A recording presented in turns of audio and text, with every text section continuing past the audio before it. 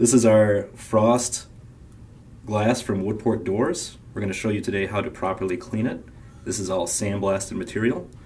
You can feel on the back that it has a texture to it where the front is nice and smooth and clear. Now what we're going to show you, this is our control here.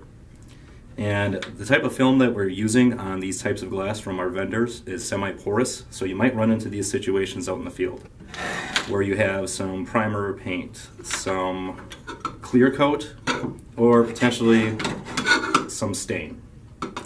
Now what we found that works the best on all situations here is actually a fingernail polish remover.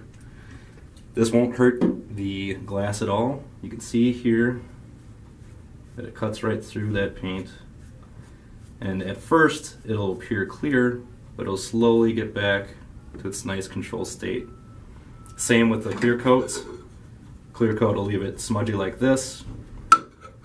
If you take some of that fingernail polish remover, it takes off not only the sticky adhesive of the film, but it also takes off any of the stuff you're going to encounter out in the field, such as clear coat, paint, primer, and even stain. You might need to apply a little bit more pressure on the stain, but it'll slowly get back to its control. Now the other thing that we use is actually acetone. Acetone is a quick second. However, compared to the fingernail polish remover tends to last a little bit longer as far as being a little bit more wet, where acetone dries a little bit quicker, but it does have the same effect as far as removing all the excess materials.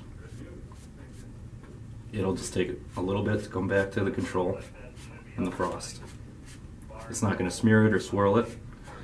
The one thing we don't recommend is a substance like Goof Off or Goo Gone. That will tend to remove, it won't remove that well for the paint or anything, but it will leave an oily substance that will linger on your glass for the frost.